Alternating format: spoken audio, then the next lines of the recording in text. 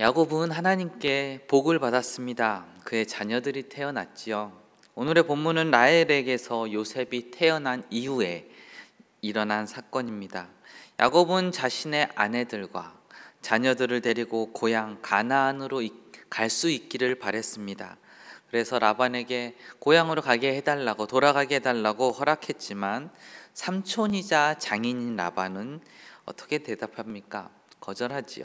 교묘하고 교활하게 거절합니다. 25절에 야곱이 라반에게 이르되 라는 표현은 부드럽다라는 표현보다는 직접적인 명령, 형으로서 나로 가게 하라 라는 뜻을, 조금 공격적인 뉘앙스를 가지고 있습니다. 야곱이 말하는 내 고향, 나의 땅의 중요성은 이미 알고 계실 것입니다. 아브라함과 이삭의 무대였었죠. 20년 전 하란으로 오는 여정 중에 베델에서 이미 하나님께서 말씀하셨죠. 창세기 28장에 나왔습니다. 4절과 13절. 아브라함에게 허락하신 복을 내게 주시되 너와 함께 내 자손에게도 주사 하나님이 아브라함에게 주신 땅 곧 내가 거류하는 땅을 내가 차지하게 하시기를 원하노라. 나는 여호와니 너의 조부 아브라함의 하나님이요 이삭의 하나님이라. 내가 누워있는 땅을 내가 너와 내 자손에게 주리라 라고 약속하신 그 땅이죠. 다행히 야곱은 그 말씀, 베델에서의 그 약속의 말씀을 잊지 않은 것 같습니다. 베델에서 하나님을 만난 그 은혜를 야곱의 평생 어떻게 잊을 수 있겠습니까? 그리고 광야에 버려진 인생 같은데 하나님께서 언약하시고 약속하신 생육하고 번성하는 아브라함과 이삭을 이은 이 축복의 언약을 야곱은 잊을 수 없을 것이었습니다.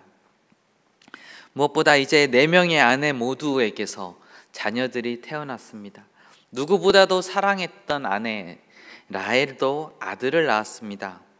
부모인 이삭, 리브가에게 돌아가서 부모의 약속대로, 부모의 명령대로 내가 라반에게서 딸들을 얻었습니다. 아내를 얻었습니다. 그리고 그들을 통해서 하나님께서 허락하신 그 민족의 복, 자녀들의 복을 이렇게 받았습니다 라고 보여주고 싶었을 것입니다. 20년이나 지난 이제는 그리운 내 고향, 내 가족이 있는 땅, 그리고 무엇보다도 하나님께서 약속하신 그 땅으로 가고자 했습니다. 하나님께서 야곱에게 허락하시고 그 복이 계속돼서 성취되고 있습니다. 아내와 자녀들로 하여금 민족의 확장이 이루어졌고 이제 고향 땅으로 그 무대가 옮겨질 것입니다. 땅의 확장이 되고 또 소유의 확장을 저희들에게 보여주는 내용이 앞으로 나오게 될 것입니다. 하지만 그 과정들을 보면 아내들을 통해서 자녀를 얻는 과정에서 보았듯이 순탄하지만은 않습니다. 수월하지만은 않습니다. 앞으로도 계속해서 수월하지 않은 야곱의 모습을 보게 됩니다. 라반은 그동안의 야곱의 수고를 인정하고 품삯을 야곱이 정한 대로 다 주겠다고 말하면서 야곱의 공격적인 요청을 교모하고 교활하게 거절을 하게 됩니다. 27절에서 먼저 야곱의 하나님을 인정합니다. 여호와께서 너로 말미암아 내게 복 주신 줄을 내가 깨달았다라고 말을 하죠. 이것에 대해서 야곱의 대답은 30절입니다. 주가 오기 전에는 외삼촌의 소유가 적더니 번성하여 때를 이루었으니 내 발이 이르는 곳마다 여호와께서 누구에게? 외삼촌에게 복을 주셨나이다 라고 하죠. 자신에게 복을 주는 것이 아니라 외삼촌에게 복을 주었다라고 직접적으로 이야기하고 있습니다. 여호와께서 복을 주시는 것에 대해서 라반과 야곱은 인정을 하고 있죠. 하나님께서 복 주심이 아브라함의 자손, 그런 상속자들에게 임하는 것을 분명히 보여주고 있습니다. 인정을 하고 있는 것이죠. 하지만 상속자이자 가장인 야곱의 소유가 늘어난 것이 아니죠. 라반의 소유가 번성했다라고 합니다. 결국 야곱이 말하는 그 의도는 나는 언제 내 소유의 집, 가정을 위한 소유, 집을 가질 수 있을 것입니까? 라고 이야기합니다. 그것이 야곱이 말하는 의도입니다. 그러나 야곱은 라반의 집에 살면서 20년간 품삯을 받지도 못하고 재산도 못 모으고 일만 했던 것입니다. 그런데 라반의 소유만 번성했죠. 정작 자신의 것이 없는 것입니다. 하지만 그 사이 야곱에게는 양을 치고 라반의 재산을 관리하는 노하우가 쌓여 있습니다. 그 노하우는 좀 이따 양과 염소의 이야기에서 드러나게 되죠. 라반은 야곱을 사이로서 가족으로서 여긴 것이 아닙니다. 그냥 종으로서 간주한 것이죠. 과거판 염전 노예와 같은 것이죠. 자신의 목과 자유를 원하면서 이제는 자신의 가정을 지키고자 합니다. 야곱은 이제 4명의 아내와 12명의 자녀가 있습니다. 이는 라반에게도 남이 아니죠. 자신들의 딸이고 그리고 딸들의 남편이고 자신들의 외손주의 아버지에 관련된 이야기임에도 라반은 상당히 매정합니다. 자신에게 이러한 부를 가져다 주는 야곱을 라반이 어떻게 쉽게 놓아줄까요? 그러지 않겠죠. 그에게 이르되라고 예를 갖추면서 능숙하게 흥정을 시작합니다. 이미 야곱에게 14년간의 노동의 대가로 2 딸들을 주었습니다. 약속을 했고 그 약속을 지켰습니다. 그리고 그 약속의 계약은 이미 완료가 되었죠. 이제는 줄 딸이 없습니다. 하지만 지금은 양떼를 치는 아들들은 있습니다. 35절에는 아들들이 나오죠. 하지만 야곱이 아들들을 원할 것 같지는 않습니다. 그러기에 그때 계약했던 것처럼 또다시 무엇을 원하냐라고 묻습니다. 그러나 야곱은 자신이 라반에게 한 충성스럽고 성실하게 지금껏 일했던 것을 기억하게 하면서 한 가지 조건만 들어주면 내가 일을 더 하겠습니다. 마치 종처럼 다시 섬기겠습니다. 약속합니다. 라반의 양 중에서 얼룩진 것과 점이 있는 것 그리고 아롱진 것 이런 것들을 이야기하죠. 라반의 염소 중에서도 점이 있는 것과 얼룩진 것을 야곱 자신에게 주면 앞으로도 일을 계속할 것이다 라고 이야기합니다. 고대 양치기들이 통상적으로 또 받았던 이제 임금, 이제 월급은 새끼 양이나 새끼 염소, 태어나는 새끼 양이나 새끼 염소의 20% 정도를 받았다고 합니다. 하지만 지금의 야곱은 20년의 세월을 경력을 갖고 있는 사람으로서 굉장히 소박한 제안을 하죠. 라반의 입장에서 보면 일반적으로 양은 흰색, 염소는 어두운 갈색이나 검은색이었는데 그게 정상이죠. 하지만 흰색과 검은색이 섞인 얼룩진 것들, 달마시안 같은 것들, 그런 염소들, 이런 것들 비정상적인 양과 염소를 자기가 가져가겠다. 그 수가 많지는 않을 것입니다.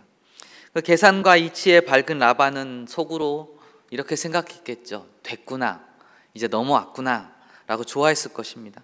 당연히 이 제안을 받아들이죠. 계산에 밝은 사람이니까. 정상적인 짐승과 비정상적인 짐승을 또 거기서 구분합니다. 그리고 3일간의 거리를 놓고 떨어뜨려 놓습니다. 섞여 있는 양, 염소가 태어나면 야곱의 것이 되니까 떨어뜨려 놨습니다.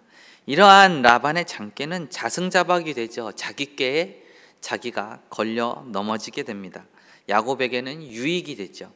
야곱의 영역으로 분리가 되었기에 야곱은 더욱 수월하게 양과 염소를 개량을 할 수가 있습니다. 결국 라반의 수중에서 이제 벗어나게 되는데 그 과정을 보게 되면 자, 어떻게 개량하는 방법에 대해서 이제 그 의미들이 분명하지는 않지만 이렇게 과학적으로 보게 되면 열성과 우성을 말해주는 멘델의 유전 법칙을 보면서 이제 우성의 1세대들에서는 이렇게 순종들이 이렇게 보여지지만 그 속에는 열성 인자들을 가지고 있어서 2세대 그 다음 세대에게는 흰색과 검은색이 섞여 날 수 있다라는 것이죠. 얼룩무늬와 점무늬가 있는 새끼들이 태어날 수 있는 그런 멘델 유전 법칙이 있습니다. 야곱이 버드나무와 살구나무와 신풍나무, 산풍나무의 가지를 벗겨서 흰색을 보이게 하고 물 먹는 구유에 세워두었고 거기에 이제 물 먹으러 온 양들이 그 냄새를 맡거나 그것으로 보이는 것으로 인해서 얼룩이, 점박이, 아롱진 새끼 양들을 낳게 됩니다. 또 얼룩이, 점박이, 아롱진 튼튼한 양이 또 개천에서 물을 먹을 때 그 옆에 가지를 두어서 또다시 교배하게 해서 새끼를 매게 해서 튼튼한 양이 튼튼한 양을 낳는 그런 것을 보여줍니다. 그래서 또 야곱의 것으로 되었죠. 양과 염소 새끼들의 색깔은 이제 어미들이 교배하는 동안 이제 보게 되는 것이 단색인지 다색인 건지에 따라서 이제 새끼의 색깔이 결정이 되었고, 튼튼한 강한 어미가 강한 새끼를 낳고 약한 어미가 약한 것을 낳는다는 이런 유전 법칙이 그대로 작용이 됐습니다. 하지만 성경에서 이야기하는 야곱의 짐승 개량 방법이 더 이루어진 정확한 이유는 31장에서 나옵니다. 10절에서 13절을 보게 되면 정확한 이유를 알 수 있지요. 꿈에 하나님의 사자가 내게 말씀하시기를 야곱아 하기로 내가 대답하기를 여기 있나이다 하매 이르시되 내 눈을 들어보라 양떼를 탄 순양은 다 얼룩무늬 있는 것 점 있는 것과 아롱진 것이니라. 라반이 내게 모든 행한 것을 내가 보았노라. 나는 베델의 하나님이라. 내가 거기서 기둥에 기름을 붓고 거기서 내게 서원하였으니 지금 일어나 이곳을 떠나서 내 출생지로 돌아가라 하셨느니라. 20년 전의 서원을 하나님께서는 그 베델에서의 서원을 아직 잊지 않으시고 야곱을 계속해서 지켜보셨다는 거예요. 야곱도 20년이나 양을 치면서 쌓인 자신만의 노하우로 지금 그 양들을 치고 있는데, 이 모든 것을 아시는 하나님께서 짐승의 모양, 짐승의 유전인자까지도 주관하시는 창조의 하나님께서 일하고 계시는 것이죠. 이게 무엇이에요? 하나님의 주권 아니겠습니까? 보여주신 하나님의 주권을 무엇을 위해서 하나님께서 일하셨어요? 라반을 위해서? 야곱의 부를 위해서? 하나님께서 언약하시고 약속한 것을 위해서 일을 하신 거죠. 좀 더 자세히는 민족의 확장 다음에 민족의 확장의 복을 이루게 하신 다음에 소유의 확장의 복을 지금 허락하고 계시고 성취하고 계시는 것입니다. 마지막 절인 43절을 보니까 이제 야곱의 소유가 매우 번창하여 양떼와 노비와 낙타와 나귀가 많았더라. 여기서 사용되는 히브리어가 와이프루츠라고 해서 소유가 매우 번창하여 라는 뜻을 가지고 있죠. 이 뜻은 우리가 한번 보았었습니다. 이삭에게서 보았었습니다. 26장 13절에 그 사람이 창대하고 왕성하여 마침내 거부가 되어. 지금 야곱은 어떻게 되었습니까? 굉장히 창대하고 왕성하고 번성하여서 거부가 되었다라는 것을 알 수 있습니다. 야곱의 소유가 그만큼 풍성하게 하나님의 복으로 인해서 확장되었다는 것을 알 수 있습니다. 야곱이 처음에 라반의 집을 찾아왔을 때 야곱이 원했던 것은 아내를 얻고 목숨을 부지하는 거였지만 오늘 본문에서는 고향으로 가는 것이었습니다. 그리고 자신의 소유를 원했습니다. 베델에서 하나님께서 약속하신 복의 내용도 있지만 오늘 본문에서는 야곱이 원하는 대로 민족, 땅, 소유의 순서대로 이루어지지 않았습니다. 하나님께서 약속하신 것 이루어지시고 성취되는 것들을 보게 되면 민족의 확장 다음에 소유의 확장을 허락하셨습니다. 참 야곱의 생각대로 되지 않았죠.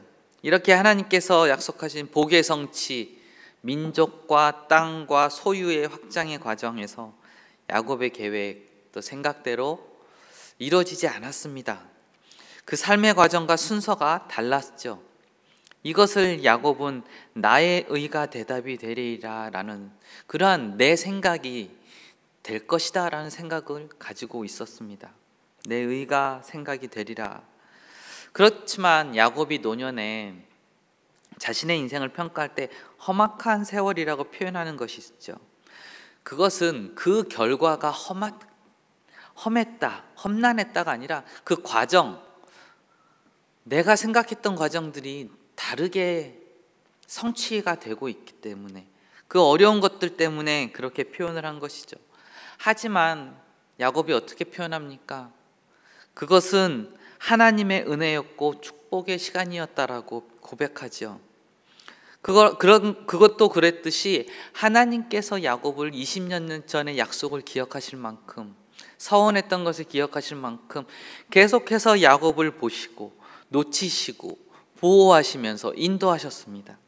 우리의 삶 또한 그렇죠. 험난함과 어려움, 그러한 고난의 시간을 우리는 다시 바라봐야 됩니다. 다른 시선으로 바라봐야 합니다. 그것은 바로 하나님의 은혜의 자리이기 때문이죠.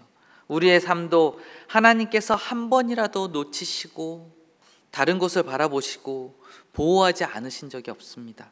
우리가 살아온 삶은 다 하나님의 은혜 안에 있었던 삶의 자리였습니다. 그리고 앞으로 살아갈 삶 또한 하나님의 은혜 안에 있는 삶이 될 것입니다. 하나님께서 허락하시는 복을 누릴 때에 그 과정 속에 고난이 있을 수도 있습니다. 야곱처럼 자신의 계획처럼 되지 않을 때도 있습니다. 잠언에서 말씀대로 사람이 마음으로 자기의 길을 계획할지라도 그 걸음을 인도하시는 자는 여호와시다. 이 말씀을 믿으셔야 합니다. 우리의 모든 삶의 순간이 하나님의 은혜 안에 있다는 것을, 하나님의 계획 안에 있다라는 것을, 하나님의 주권 안에 있다라는 것을 믿으시기 바랍니다. 우리 삶 속에서 우리 눈에 보이지 않게 흐르는 하나님의 은혜를 우리는 바라보고 찾아내야 합니다. 보이지 않는다라고 해서 그 은혜가 흐르는 것이 끊어지지 않습니다. 우리는 계속해서 흐르는 그 하나님의 은혜를 찾아낼 수 있어야 하는 것이죠. 말씀을 맺습니다. 야곱이 하나님과의 약속을 잊지 않고 살았듯이 우리도 하나님께서 우리에게 약속하시고 언약하신 너와 함께하고 결코 너를 떠나지 않을 것이고 너를 버리지 않겠다라는 말씀을 잊지 마시고, 야곱이 하나님께서 약속하신 그 언약 안에서 자신이 살아온 그 삶의 노하우를 가지고 순종하면서 살아냈습니다. 우리도 하나님의 말씀이 녹아든 우리 삶의 노하우를 가지고 너희는 나의 율례를 쫓으며 나의 규례를 지켜 행하는 그런 믿음의 순종의 삶을 살기를 바랍니다.